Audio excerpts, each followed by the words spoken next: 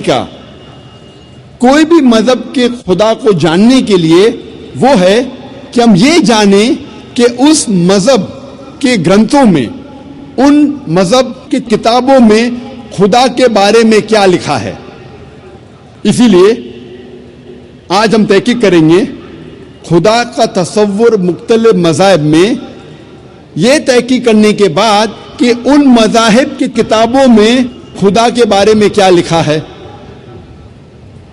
सबसे पहले हम तस्करा करेंगे आर्यन मज़ाहिब का। इसमें हम तस्करा करेंगे वैदिक मज़हब का। हम सबसे पहले जानने की कोशिश करेंगे कि हिंदुइज्म में खुदा का तसव्वुर क्या है।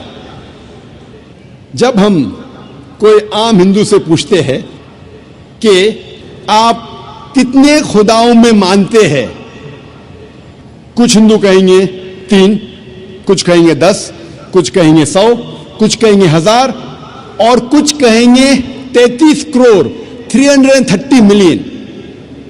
लेकिन जब हम एक विद्वान हिंदू से पूछते हैं जो अपने हिंदू ग्रंथ का मुताला कर चुका है कि हिंदू मजहब में एक हिंदू को कितने खुदाओं में मानना चाहिए, तो वो हिंदू विद्वान कहेगा कि हिंदू को सिर्फ एक खुदा में मानना चाहिए और सिर्फ एक खुदा की इबादत करना चाहिए। लेकिन आम हिंदू वो एक फलसफे में मानते हैं जिसे कहते हैं पैंथियज्म। पैंथियज्म के मानी सब कुछ खुदा है, और आम हिंदू ये मानता है कि सब कुछ खुदा है। पेड़ खुदा है, सूरज खुदा है, चांद खुदा है, इंसान खुदा है, सांप खुदा है। हम मुसलमान ये मानते हैं कि सब कुछ खुदा का है। पेड़ खुदा का है, चांद खुदा का है, सूरज खुदा का है, इंसान खुदा का है, सांप खुदा का है। तो जो अहम फर्क आम हिंदू और आम मुसलमान में है कि आम हिंदू कहता है कि सब कुछ खुदा है और आम मुसलमान कहता है सब कुछ खुदा का है। यह अहम फर्क सिर्फ का है। अगर इस का के फर्क को मिटाएंगे तो हिंदू और मुसलमान एक हो जाएंगे। और इस फर्क को कैसे मिटाया जा सकता है? जिस तरीके से कुरान में लिखा है, सूरह इमरान सूरह नंबर 3 आयत नंबर 64 में, तालो इला कलिमतिन सवाइम बैना बैनकुम, आओ उस बात की तरफ जो आप और हम में यकसा है। सबसे पहली बात, अल्लाह नाबुद इल्लल्लाह, कि हम सिर्फ एक खुदा की इबादत करें। अभी हम तहकीक करेंगे कि हिंदू मजहब की किताब में खुदा का तसव्वुर क्या है। हिंदू मजहब में एक अहम किताब है जिसका नाम है उपनिषद। जब हम पढ़ते हैं Chandogya Upanishad, chapter number 6, section number 2, verse number 1, उसमें लिखा है एकम एविदित्यम। ये एक संस्कृत श्लोक है जिसके मानी है खुदा एक है, ईश्वर एक है, दूसरा नहीं है। लिखा है श्वेताश्वतर उपनिषद में, अध्याय नंबर 6, श्लोका नंबर 9 में, नाचस्य कसिज जनिता न चदीपा, उस ईश्वर की कोई वालदेन नहीं है, कोई रब नहीं है। ईश्वर के कोई वालिद नहीं है, कोई वालदा नहीं है, ईश्वर के ऊपर कोई नहीं है। लिखा है श्वेताश्वतर उपनिषद में, अध्याय नंबर 4, श्लोका नंबर 19 में, न तस्य प्रतिमा अस्ति, उस ईश्वर की कोई प्रतिमा नहीं है।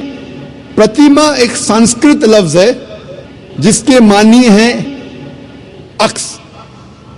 उस ईश्वर की कोई प्रतिमा नहीं है, कोई अक्स नहीं है, कोई फोटोग्राफ नहीं है, कोई पेंटिंग नहीं है, कोई पोर्ट्रेट नहीं है, कोई बुत नहीं है, कोई मूर्ति नहीं है, कोई स्टैच्यू नहीं है, कोई स्कल्पचर नहीं है।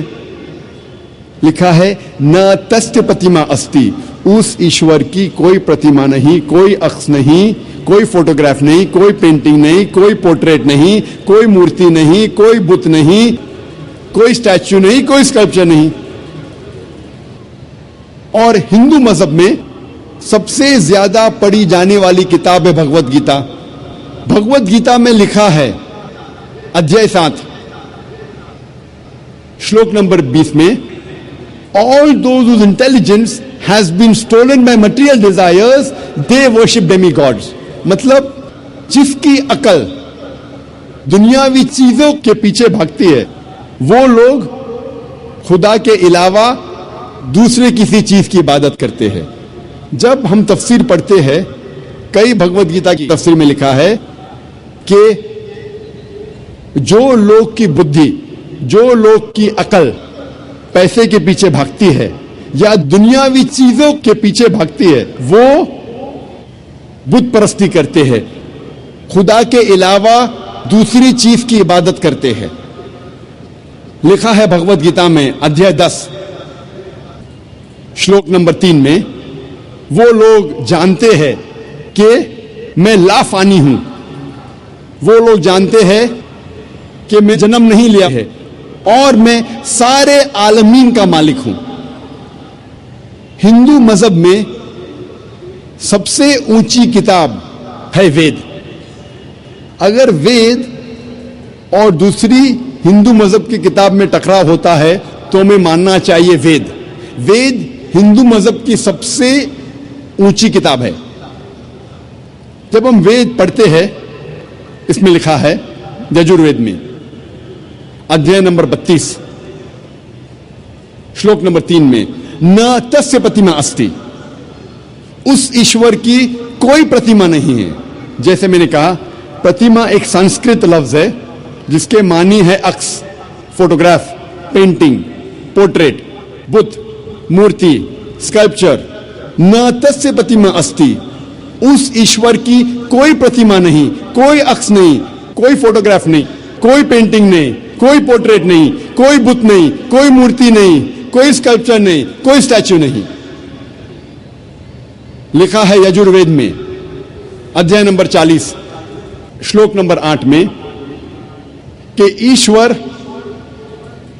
पाक है, उसका कोई अक्स नहीं। लिखा है यजुर्वेद में अध्याय नंबर 40 श्लोक नंबर 9 में, अंधात्म प्रविशंति या असंभूति में उपासते। अंधात्म मतलब अंधकार, प्रविशंति मतलब दाखिल होना,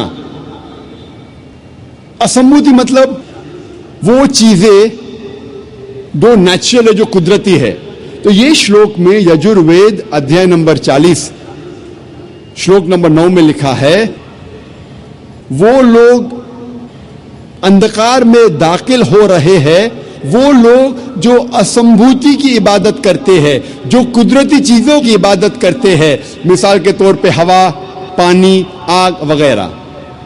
और ये श्लोक में आगे लिखा है, वो लोग और घोर अंधकार में दाखिल हो रहे हैं, वो लोग जो संभूति की इबादत करते हैं। संभूति की मानी इंसान की बनाई हुई चीजें, मिसाल के तौर पे टेबल, चेयर, बुत, मूर्ति वगैरह। कहां लिखा है? यजुर्वेद अध्याय नंबर 40 मंत्र नंबर 9 में।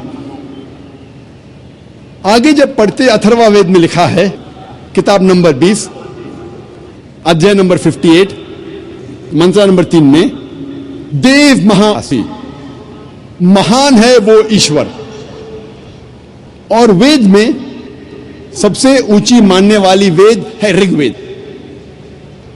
वेद 4 किस्म की होती है, ऋग्वेद, यजुर्वेद, सामवेद, अथर्ववेद। ये चारों में सबसे ऊंची वेद है ऋग्वेद। ऋग्वेद में लिखा है किताब नंबर 1 अध्याय नंबर 164 मंत्र नंबर 46 में, एकम सत विप्र बहुधा वेदांते, सत्य एक है, सच एक है, ईश्वर एक है। और साधु संत और विद्वान इस ईश्वर को कई नामों से पुकारते हैं। यह पैगाम फिर से दोहराया गया है ऋग्वेद में किताब नंबर 10 अध्याय नंबर 114 मंत्र नंबर 5 में। इसमें लिखा है कि खुदा एक है, ईश्वर एक है, ईश्वर एक है, लेकिन विद्वान, संत साधु इस ईश्वर को कई नामों से पुकारते हैं। और जब हम ऋग्वेद पढ़ते हैं किताब नंबर 2 अध्याय नंबर 1, सिर्फ किताब नंबर 2 अध्याय नंबर 1 में 33 नाम और सिफतें दिए गए हैं इस ईश्वर को। इनमें से एक है ऋग्वेद किताब नंबर 2 में अध्याय नंबर 1 में मंत्र नंबर 3 में ब्रह्मा। ब्रह्मा कहा जाता है उस ईश्वर को जो बनाने वाला है। जब हम अंग्रेजी में तर्जुमा करते हैं तो इसे कहते हैं क्रिएटर। जब उर्दू या अरबी में तर्जुमा करते हैं इसे कहते हैं खालिक। हम मुसलमानों को कोई एतराज नहीं अगर कोई कहता है कि खुदा या ईश्वर खालिक है या क्रिएटर है या बनाने वाला है, लेकिन अगर कोई शख्स कहता है क्या ब्रह्मा खुदा है जो बनाने वाला है लेकिन उसके 4 सिर है और हर सिर पर क्राउन है, हम मुसलमान इस पे एतराज देते हैं क्योंकि आप ईश्वर को अक्स दे रहे हैं। और साफ तौर पे लिखा है श्वेता उपनिषद में अध्याय नंबर 4 श्लोका नंबर 19 में, न तस्य प्रतिमा अस्ति, उस ईश्वर की कोई प्रतिमा नहीं, कोई अक्स नहीं, कोई फोटोग्राफ नहीं, कोई पेंटिंग नहीं, कोई पोर्ट्रेट नहीं, कोई मूर्ति नहीं, कोई बुत नहीं, कोई स्टैच्यू नहीं, कोई स्कल्पचर नहीं। एक और सिफत या नाम ऋग्वेद किताब नंबर 2 अध्याय नंबर 1 मंत्र नंबर 3 में दिया गया है, वो है विष्णु। विष्णु कहते हैं पालने वाले ईश्वर को। अगर अंग्रेजी में तर्जुमा करते तो हो जाता है सस्टेनर, चेरिशर। उसको अरबी या उर्दू में तर्जुमा करते हो जाता है रब। हम मुसलमानों को कोई एतराज नहीं अगर कोई कहता है कि खुदा या ईश्वर रब है, सस्टेनर है, चेरिशर है, पालने वाला है। लेकिन अगर कोई शख्स ये कहता है कि विष्णु पालने वाला खुदा है, पालने वाला ईश्वर है और उस ईश्वर के 4 हाथ है जैसे इंसानों जैसे, और एक हाथ में चक्रा है और दूसरे हाथ में कौंच है और वो पानी पे जा रहा है सांपों पे बैठकर, या हवा में उड़ रहा है एक परिंदा जिसका नाम है गरुड़ा पर, हम मुसलमान इस पर एतराज करते हैं क्योंकि आप खुदा को अक्स दे रहे हैं। और आप यजुर्वेद अध्याय नंबर 32 मंत्र नंबर 3 के खिलाफ जा रहे हैं जिसमें लिखा है न तस्य प्रतिमा अस्ति, उस ईश्वर की कोई प्रतिमा नहीं, कोई अक्स नहीं, कोई फोटोग्राफ नहीं, कोई पोर्ट्रेट नहीं, कोई पेंटिंग नहीं, कोई बुत नहीं, कोई मूर्ति नहीं, कोई स्कल्पचर नहीं, कोई स्टैच्यू नहीं।